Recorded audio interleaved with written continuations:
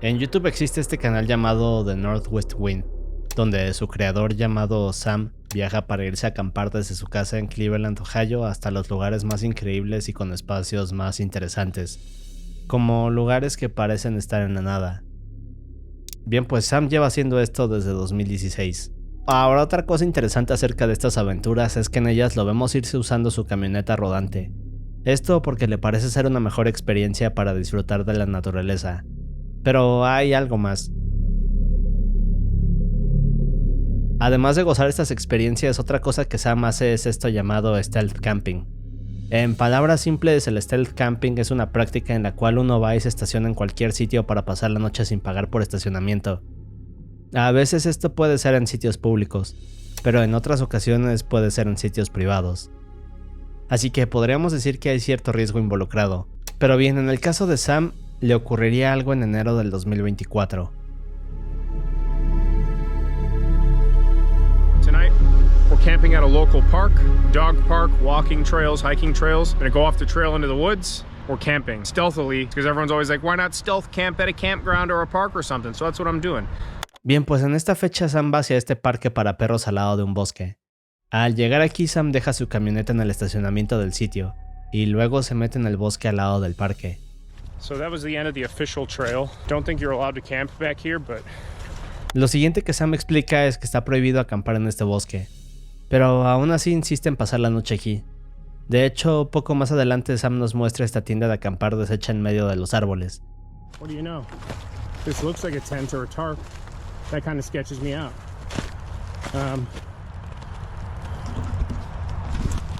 So that's the remains of a tent and a tarp. That means somebody's camped back here before? Durante las siguientes horas lo vemos caminar, armar su tienda de acampar, comer y prepararse para la noche. Solo que aquí ocurre algo más. I don't know what it is here, but I keep feeling like somebody's watching me, and it's like very strong feeling, like hair on the back of my neck standing up.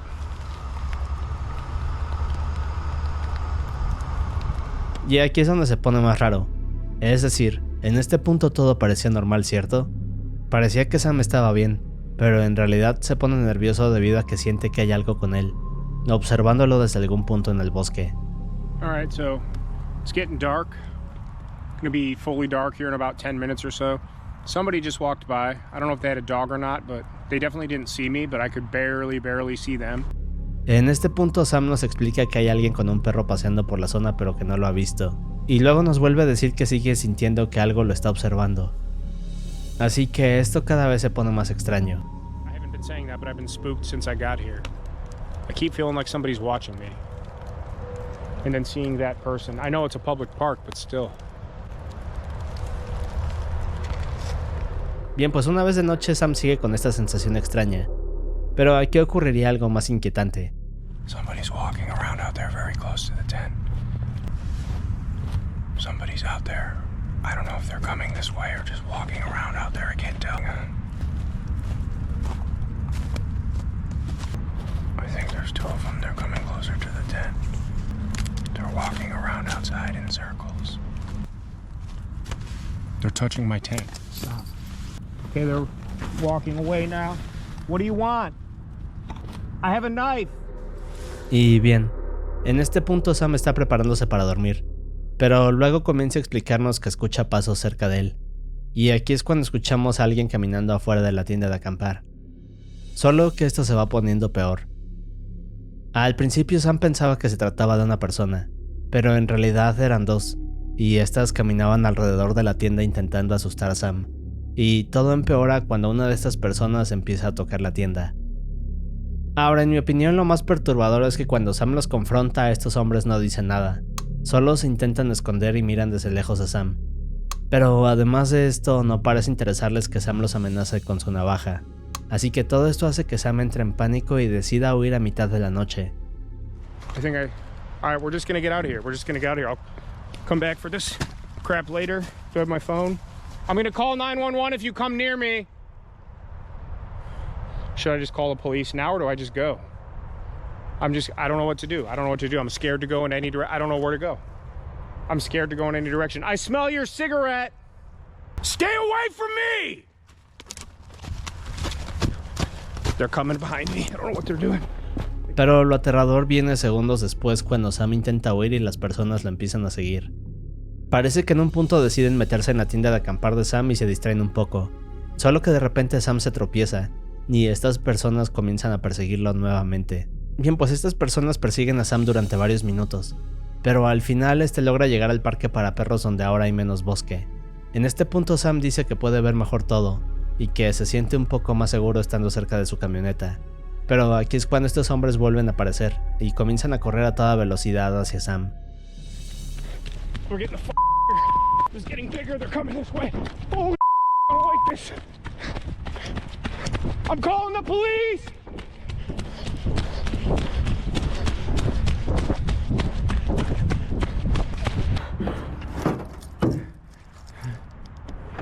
There's another car here.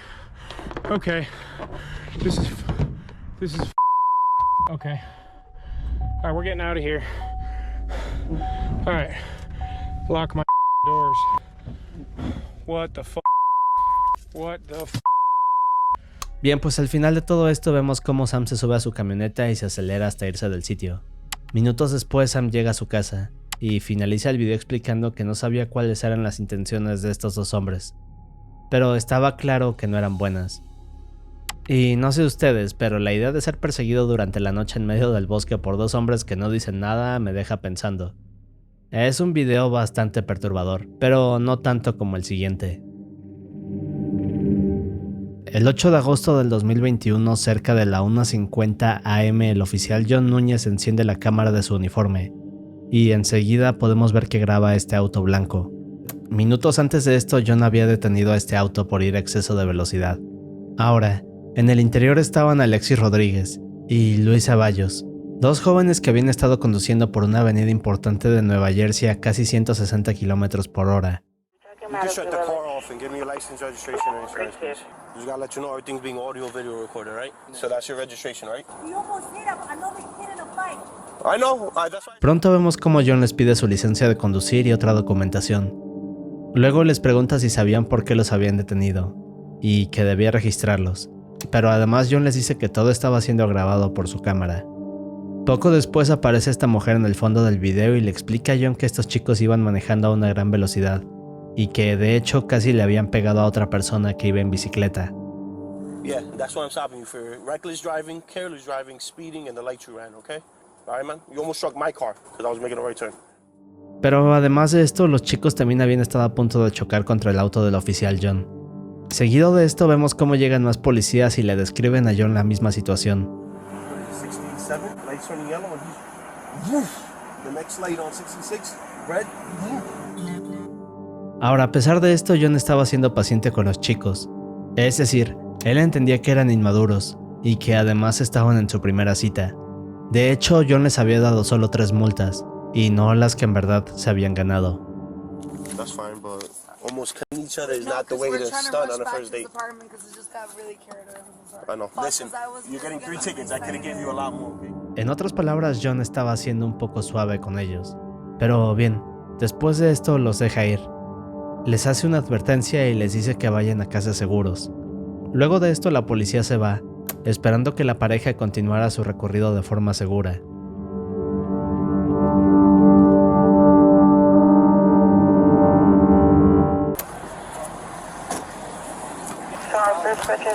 Yo, this is the same kid. Oh my gosh. A las 2:13, es decir, apenas 10 minutos luego del suceso, John recibe un llamado.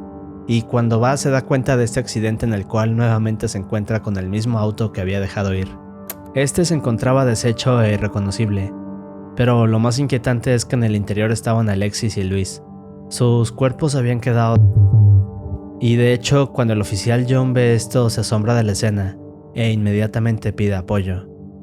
We're gonna need a crash team, sir. Oh, that was the same car? Yeah, I told them, like, bro, slow down. You get into an accident. Luego del suceso, John estaba en shock. Es decir, había sentido pena por estos chicos y los había dejado ir, pero a estos no les había importado la advertencia. Todo esto hizo que John tuviera que ser atendido por los paramédicos.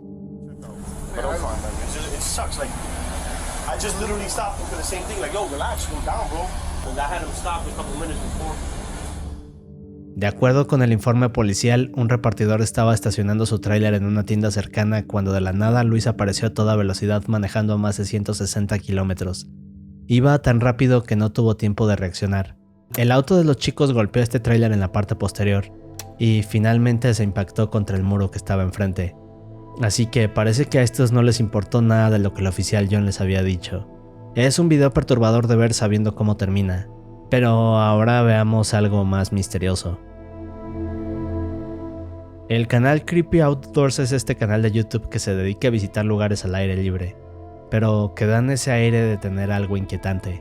Bien, pues en octubre del 2022 el canal subiría este video sobre un día acampando de noche, en pleno inicio de invierno, en un bosque desconocido y en medio de la nada.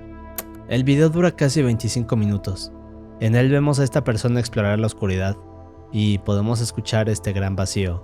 Ahora en sí esto ya es una actividad peligrosa, es decir, podría ser fácil encontrar un animal salvaje, pero aún así vemos cómo esta persona camina por todos lados mostrándonos la oscuridad. Solo que cerca del minuto 13 ocurre algo extraño. Man, this place is so lonely. Oh, fuck. Oh, hi. Okay.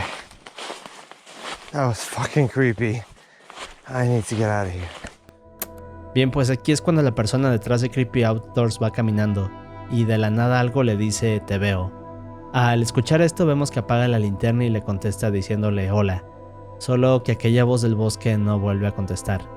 Ahora creo que aunque este video es simple es escalofriante, considerando que tal vez había algo o alguien observando a esta persona, y justo en el momento en que todo el bosque se calla podemos escuchar esta voz. Pero, ¿qué podría haber sido esto? Bueno, esa es la parte interesante de esta historia. Ahora, si vamos a los comentarios del video tenemos algunas teorías interesantes. Por ejemplo, se dice que tal vez todo esto pueda tratarse de un animal aullando o haciendo un sonido que coincide con una voz humana. Otros dicen que tal vez podría tratarse de una persona peligrosa merodeando por la zona. Incluso hay otras personas que dicen que si escuchas algo así en el bosque no debes de contestar, porque podría tratarse de algo más siniestro. Al día de hoy no se sabe qué fue aquel grito. Quizás esta fue una simple coincidencia, pero al final de todo el hombre logra regresar a su campamento e inmediatamente abandona el sitio. Como dije, es un video corto, pero es de esos que te deja pensando si podría haber algo más siniestro oculto en los bosques, quizás algo desconocido. Pero el siguiente caso es donde las cosas se ponen oscuras. Missy Bevers era esta mujer de 42 años con 3 hijas, esposo y además era una mujer fanática del ejercicio. De hecho, Missy era entrenadora. Bien, pues también era originaria de Midlothian, Texas. Y en la iglesia de este pequeño pueblo Missy daba clases una vez por semana. Ahora todos la describían como esta mujer atenta y amigable. Era muy entregada a la comunidad y siempre estaba involucrada ayudando a otros. Así que en otras palabras, Missy era muy querida por la gente de la iglesia. Otra cosa curiosa es que Missy era muy activa en Facebook, por lo que ahí también podemos ver un poco de su personalidad. Por ejemplo, compartía información de sus clases, su estilo de vida y otro tipo de cosas como su familia. Pero ¿a dónde nos lleva todo esto? Bien, el 17 de abril del 2016 hubo una alerta en el estado del clima. Esta alerta decía que se esperaban fuertes lluvias el siguiente día por la mañana. Ahora esto coincidía con la siguiente clase que Missy daría. De hecho, varias personas le mandaron mensaje para saber si habría clases o no. Así que más tarde a eso de las 8 p.m. Missy va a Facebook y pone esta publicación diciendo que ni la lluvia ni nada detendría en la clase. En la publicación vemos cómo viene incluida la dirección y la forma de llegar. Bien, pues pasan unas horas y a la mañana del siguiente día Missy se levanta a las 3:30 am para empezar su día. Poco después, a las 4:15 aproximadamente, una cámara capta a Missy llegando a la iglesia. A las 4:20 otra cámara la graba entrando a la iglesia. Pero a eso de las 5 am los primeros estudiantes llegan a la clase, y al entrar ven a Missy tirada en el suelo. Minutos después llegaría la policía y la declararían como fallecida, solo que hay algo interesante. Ahora, un detalle que ven los oficiales es que Missy tenía todas estas marcas en el cuerpo. Aquí es cuando deciden revisar las grabaciones de la iglesia, y tal y como pensaban, a Missy en realidad la habían asesinado. Pero, ¿quién estaba detrás de esto? Bien, regresamos un poco. A eso de las 4 am, es decir, apenas unos minutos antes de que Missy llegara a la iglesia, alguien vestido con un traje de policía también estaba en el sitio. Esta persona había forzado una de las puertas y había entrado buscando algo o alguien. Ahora, las cámaras de la iglesia captaron a esta persona caminando de forma casual durante casi 30 minutos. Esto desde las 4 hasta las 4:30, que es el tiempo en el que Missy cruzó la puerta de la entrada. En el video se puede ver que trae un mazo. Este lo usaba para romper los vidrios y las puertas del sitio. Todo este comportamiento extraño fue grabado por las cámaras de vigilancia. Y eso es lo extraño de esta historia, y de hecho un detalle que señaló la policía. Es decir, esta persona, quien sea que fuera, no estaba interesado en robar o llevarse algo de la iglesia. Más bien parecía como si deambulara por ahí esperando pacientemente, y por aburrimiento rompía las cosas del sitio. Bien, pues más adelante a las 4:20 am es cuando esta persona escucha a Missy entrar al sitio. Y esta es la siguiente parte misteriosa del caso. Esta persona esperó a que Missy entrara a una habitación la cual no tenía cámaras.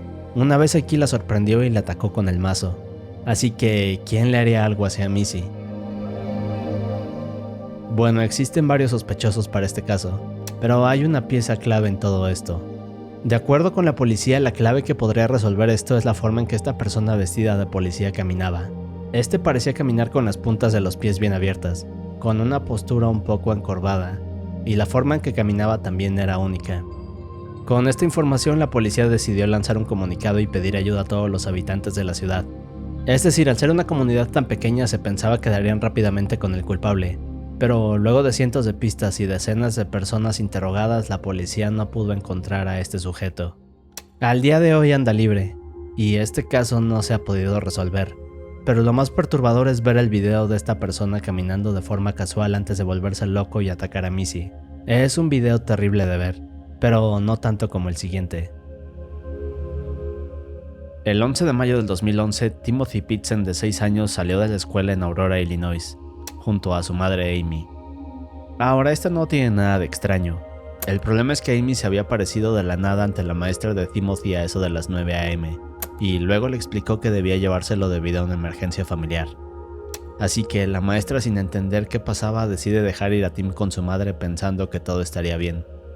En las cámaras de seguridad de la escuela vemos a Amy tomando la mano de Timothy y saliendo de la escuela. Solo que esto se convertiría en uno de los casos sin resolver más perturbadores de los últimos años. Pero ¿a qué nos referimos? Cuando Timothy sale de la escuela está feliz por ver a su madre. De hecho, esta le había dicho que tendrían una aventura como ninguna otra en estos días. Horas después, Amy se lleva a Tim hacia diferentes lugares, como albercas, un zoológico, parques de diversiones, sitios para comer, etc. Amy quería asegurarse de que hubiera diversión en todo momento, y para Tim esto parecía ser un día de vacaciones. Ahora, más tarde a eso de la 1 p.m, el padre de Tim va a la escuela por su hijo, pero le explican que desde las 9 am su madre se lo había llevado. Obviamente Tim estaba confundido, así que toma su teléfono y le marca a Amy. El problema es que esta no tomaría sus llamadas, por lo que Jim comienza a preocuparse. Durante las siguientes horas esto se repitió, hasta que finalmente Amy atendió la llamada, pero explicó que solo pasaría un tiempo a solas con su hijo. Y las cosas siguieron así durante un par de días. Es decir, Jim llamaba a Amy cada hora. Esta a veces contestaba y a veces no. Otra cosa curiosa es que Amy jamás le pasaba el teléfono a Tim, por lo que prácticamente no había comunicación entre Jim y su hijo. Amy solo le decía que Tim se estaba divirtiendo y que estaba ocupado. Algo que en sí ya suena sospechoso, ¿cierto? Bueno, hay más. Ahora, cada vez que Jim lograba contactar a Amy, esta le explicaba que andaban en diferentes hoteles y sitios de diversión. En diferentes cámaras de seguridad de estos hoteles podemos ver a Amy junto con Timothy. Otro detalle es que las personas que vieron a ambos dicen que Timothy se le veía feliz al lado de su madre. Solo que Tim no imaginaba que algo estaría a punto de ocurrir. Bueno, poco después de todo esto, Amy hace un viaje rápido hacia una tienda de herramientas. Aquí compra un par de objetos, pero también una libreta y un bolígrafo. Ahora, en este punto Amy ya no podía encontrar más sitios a donde llevar a su hijo. De hecho, hacía paradas en lugares extraños, y era más bien como si pareciera estar ganando tiempo. En este punto Jim y su familia estaban nerviosos. No tenían ni idea de qué estaba haciendo Amy. No sabían por qué su comportamiento cambiaba de un momento a otro. Pero lo peor de todo es que no sabían qué ocurría con Timothy. Y todo esto se volvería peor una noche en la que Amy se registró en un hotel, pero no estaba con su hijo. Bueno, pues luego de esto a Amy jamás se le volvió a ver con Timothy. Lo único que ocurrió un par de días después es que Amy tomó el teléfono para marcarle a la madre de Jim. Cuando esta contestó pudo escuchar que Amy estaba muy tranquila, Le dijo que todo estaba bien y que no se preocupara. Aquí es cuando la madre de Jim le dice que por favor le pase el teléfono a Tim, pero esta cambia su tono y le dice que Timothy no puede contestar porque estaba jugando, y el problema es la forma en la que lo había dicho. Ahora Amy sonaba furiosa, es decir, había cambiado su comportamiento de un segundo a otro, pero luego diría que Timothy era suyo y que le pertenecía. Finalmente colgó el teléfono, y más tarde la policía descubriría algo perturbador. Pero, ¿qué había pasado entonces? Bien, el 14 de mayo, es decir, 3 días después de que Amy había pasado por Timothy a la escuela, Amy se registró en un hotel en Rockford, Illinois. Esta sería la última vez que las cámaras de seguridad grabarían a Amy. En el video se le ve entrando sola al hotel, pero no hay ningún rastro de su hijo. Al día siguiente por la mañana, una empleada del motel entraría a la habitación y encontraría a Amy, y a un lado de ella sobre la cama estaba esta nota. Esta nota escrita por Amy decía que Timothy estaba bien, que estaba con otras personas pero que jamás lo encontrarían. Esto alertó a las autoridades, y como podemos imaginar, el padre de Timothy estaba desesperado. Ahora, todo esto era confuso e inquietante, pero lo siguiente que hicieron los investigadores fue descubrir que había manchas en el auto de Amy. Unas horas después se confirmó que estas pertenecían a Timothy, así que la nueva pregunta era ¿qué había pasado con él en realidad? Bien, pues esto se había convertido en un gran misterio. Lo siguiente que hizo la policía fue intentar reconstruir el viaje que Amy y Timothy habían hecho. Aquí revisaron cada lugar y cada cámara de vigilancia intentando obtener alguna pista nueva. El problema es que no había nada que llamara su atención, pero aquí se dan cuenta que el auto de Amy tenía todas estas marcas y manchas de lodo. Es decir, era como si en algún punto del viaje se hubiera metido manejando a un bosque.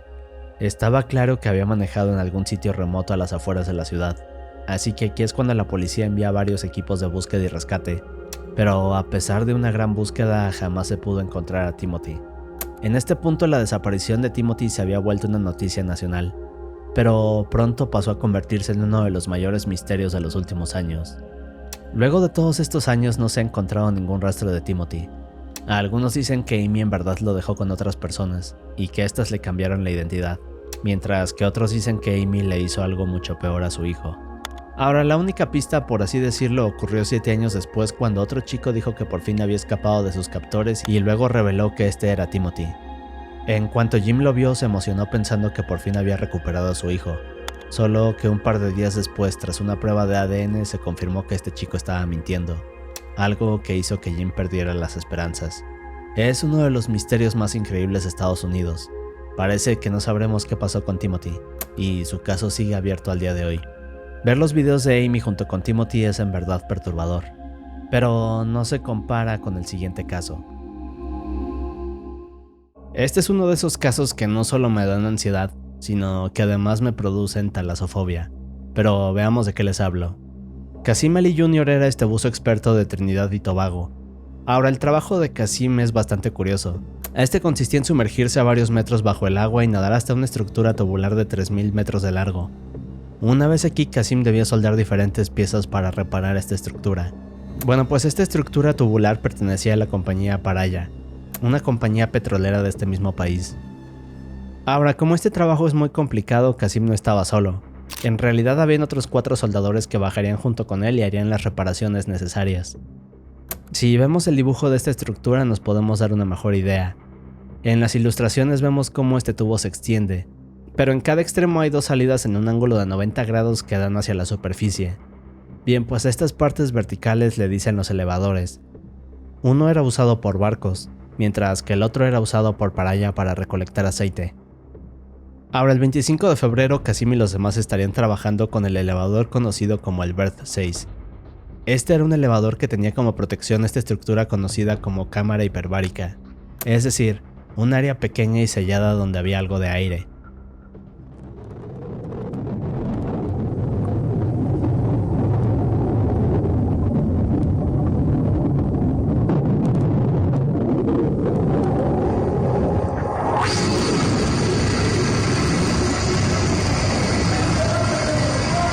En el video podemos ver cómo Kasim baja hacia las profundidades y se introduce a esta cámara junto con sus demás compañeros.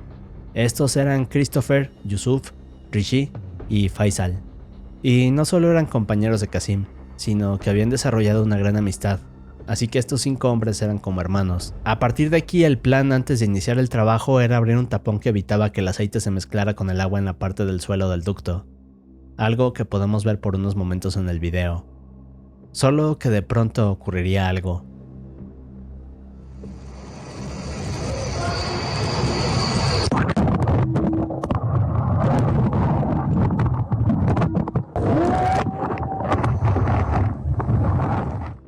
Bien, en el video es apenas visible lo que ocurre, es decir, la cámara pasa de estar mostrándonos lo que hace Kasim, pero de pronto se pone de color negro y solo escuchamos agua.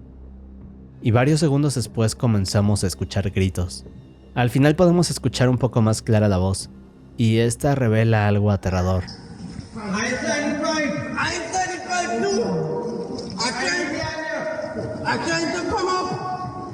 Bien, en realidad los 5 habían sufrido de algo llamado Delta P. ¿Y a qué nos referimos con esto?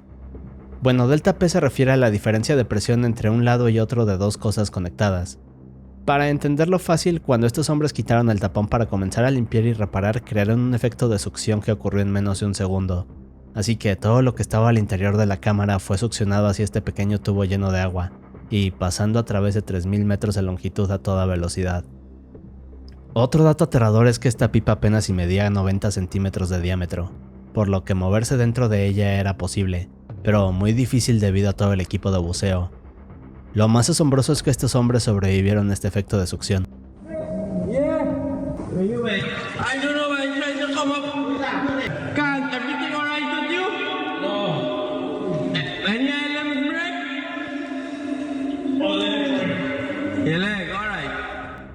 Aquí vemos cómo todos empiezan a comunicarse, pero entre todos los gritos escuchamos cómo uno de estos hombres empieza a quejarse.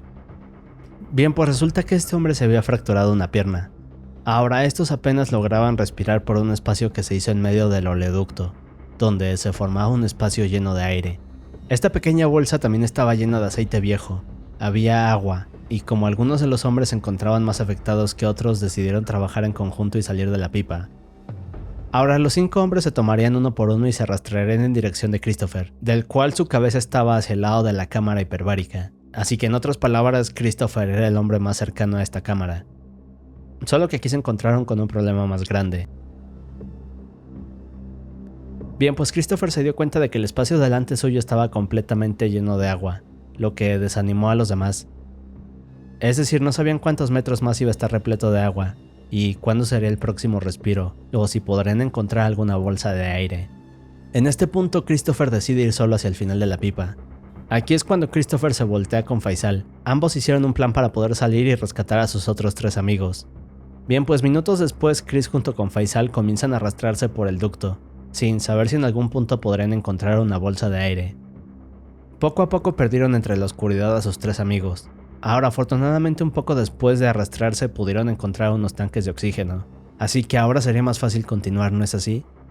Bueno, digamos que no del todo. Lo siguiente que ocurre es que Faisal comienza a entrar en pánico.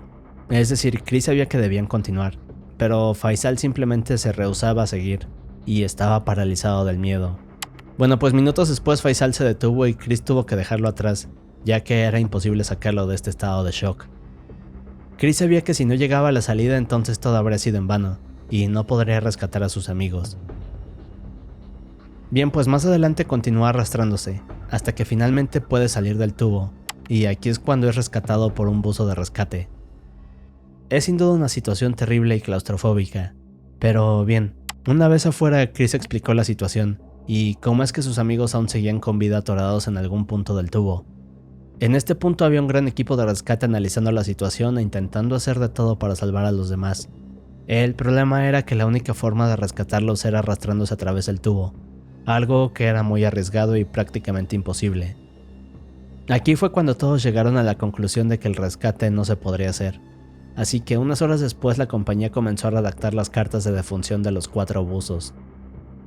Ahora, la parte escalofriante de esta historia es que durante las siguientes horas, y casi 2 días después, en la tubería se escuchaban los golpes y gritos de auxilio de los 4 hombres, hasta que de pronto se detuvieron. En todo momento estos buzos pelearon por su vida, pero al final de todo se quedaron ahí solos, en la oscuridad total, y debajo de este mar turbulento. Es una historia tan perturbadora como la siguiente. La fecha es 12 de abril de 1985. Caitlin Allen junto con su novio Michael Carroll estaban pasando la noche en un motel en el que llevaban días hospedados. Todo en esta noche es ordinario. A eso de las 10 p.m. Michael sale de la habitación y le dice a Caitlin que no tardará, que debe hacer algo pero que estará de vuelta a la mañana siguiente antes de que ella despierte. Luego de esto Michael se va y Caitlin se acuesta para dormir. La noche transcurre con normalidad. El problema es que la mañana siguiente Caitlin despierta, pero se da cuenta que Michael no ha regresado. Aún así no le da mucha importancia, es decir, Caitlin piensa que Michael tuvo algún contratiempo, así que toma sus cosas y sale a trabajar. Solo que Michael no regresaría jamás, pero luego ocurre algo curioso. Luego de 3 días sin tener noticias de Michael, Caitlin estaba ansiosa y desesperada por saber algo de él.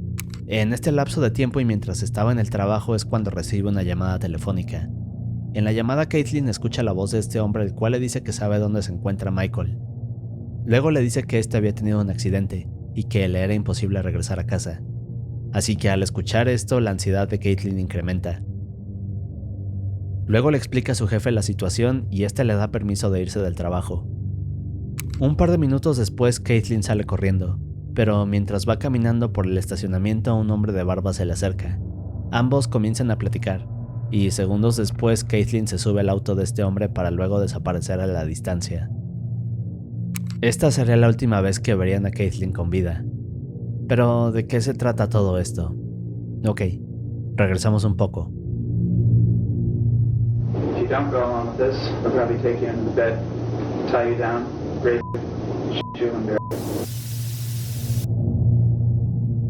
Leonard era este hombre nacido en 1945 en San Francisco, California. Ahora, Leonard era un chico brillante, pero cuando tenía 6 años sus padres comenzaron a notar algo extraño en él. Poco antes de esto sus padres se habían separado, por lo que Leonard se fue a vivir con su abuela. Aquí fue cuando este comportamiento extraño comenzó. Pero, ¿de qué hablamos?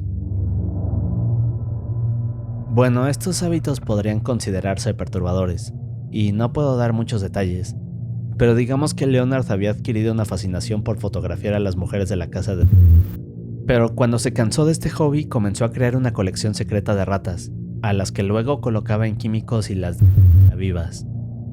Como dije, una serie de hábitos perturbadores, pero hay más. Ahora, quizás la cosa más repugnante de Leonard es que con los años este manipulaba a su hermana, y a base de amenazas y chantajes lograba abusar de ella frente a su abuela. Y podríamos pensar que su abuela haría algo para impedir esto, ¿cierto? Bueno, pues desgraciadamente no era así, y en múltiples ocasiones su abuela estaba a favor de aquellas cosas grotescas que Leonard hacía. Pero en simples palabras, Leonard usaría la casa de su abuela para cometer todo tipo de cosas que consideraríamos señales de alerta. Bien, pues con el paso de los años todas estas fantasías retorcidas de Leonard fueron incrementando, pero eso nos lleva a finales de los 70s.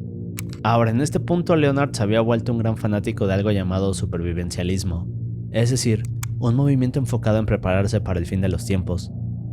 Una de las cosas que más aterraba a Leonard era pensar en una guerra nuclear, así que a lo largo de estos años Leonard intentó construir varios búnkers, esto para estar preparado en caso de un evento como estos. Pero en 1981 ocurre algo curioso. Un día Leonard hace una publicación en esta revista llamada Survive. En ella Leonard había puesto este anuncio diciendo que buscaba un compañero de supervivencia, con capacidad de sobrevivir a crisis nucleares. Pero luego Leonard recibiría una llamada de este chico llamado Charles N.G., un chico de Hong Kong. Ahora, el problema es que Charles no era una persona buena, por así decirlo. De hecho, este siempre se la pasaba entrando y saliendo de prisión. Así que cuando estos dos se conocen, inician una gran amistad. Era como si ambos tuvieran ideas similares, el mismo gusto por el supervivencialismo, y además... bueno, veamos más. Durante los siguientes meses ambos se dedicaron a robar tiendas. No tardaron en ser atrapados y puestos en prisión, pero al salir se fueron a vivir a este sitio llamado Wilseyville, en California. Era esta zona boscosa retirada de la ciudad, donde prácticamente no había gente. Una vez aquí ambos construyeron esta pequeña cabaña, pero durante los siguientes meses también construyeron este búnker donde comenzaron a guardar provisiones y armas. Pero lo más extraño es que también compraron varias cámaras VHS, y otros dispositivos para grabar. It's a Sunday in October, 22nd, 23rd, something like that. Very close to my 38th birthday. And I'm starting this tape without script or without any real organization of what I want to say. The main emphasis of the building, the whole justification for its expense and its effort, will be a hidden portion of it, a secret room, if we can call it that will house a cell. This is the word that I've used in my discussions of this subject. A jail cell, if you will. And the purpose of that cell, and the main purpose, hence, of the building, will be the imprisonment of a young lady who probably at this moment is unknown to me. What I want is an off-the-shelf partner. I want to be able to use a woman whenever and however I want. And when I'm tired or satiated or bored or not interested, I simply want to put her away, lock her up in a little room, get her out of my sight, out of my life. Of course, obvious and even beyond sexual. Such a woman, totally enslaved, would be useful for the mundane chores that I have to do, but I'm not particularly interested in doing. Clean house, washing dishes, etc.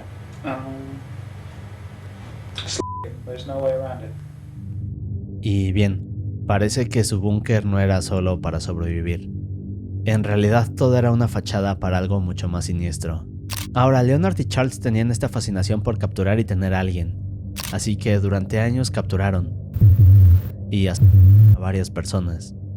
Todo esto ocurrió en aquel búnker, pero además todos y cada uno de estos fueron documentados en las cámaras de Leonard. Bien, pues una de estas cintas es la de Caitlin Allen, aquella chica que desesperada por encontrar a su novio salió a las calles y luego se encontró con Leonard, quien le dijo que le ayudaría a buscarlo. En el momento que Caitlin subió a ese auto, todo se convirtió en un infierno para ella. Pero no termina aquí. Ahora, lo peor de este caso es que la forma de operar de Leonard y Charles era personas. Luego usaban sus identificaciones e información que les sacaban para engañar por teléfono a sus familiares. Cuando los familiares de estas personas iban con Leonard, este los engañaba. Luego los atrapaba y se repetía la misma situación, tal y como hizo con Caitlin. Se dice que por este búnker pasaron más de 10 personas, incluidos 2 niños, pero ninguno de estos logró salir con vida. Solo podemos imaginar lo que estas personas sintieron, es decir, estar atrapado en un búnker bajo la tierra, sin ninguna persona capaz de escuchar. Sin duda un caso siniestro. Ahora, para junio de 1985, Leonard y Charles seguían haciendo lo mismo, solo que un día Charles fue atrapado en una tienda. Al llegar la policía, estos le pidieron su identificación, pero cuando este se las da, la policía se da cuenta de que no era de él. Esta identificación en realidad pertenecía a un hombre llamado Robin Stapley, un hombre que había desaparecido un par de semanas atrás. Esto fue suficiente para que arrestaran a Charles y Leonard. El problema es que mientras estaban bajo custodia, Leonard pudo usar unas píldoras con las que, digamos que se desvivió. Un par de días después, la policía comenzó a excavar los alrededores del búnker. En el sitio encontraron casi 20 kilos de huesos. Dentro del búnker encontraron un mapa del tesoro y varias cubetas llenas de identificaciones y cintas VHS. Todas estas cintas muestran lo que hicieron a cada una de sus víctimas. Your baby is going to be taken away. Excuse me. I'm gonna get it taken away. You're not taking my baby. Al día de hoy, Charles cumple su condena. Es un caso retorcido. Las cintas jamás han salido a la luz y aún las guarda la policía. Pero si quieres ver más casos similares, mira estos videos.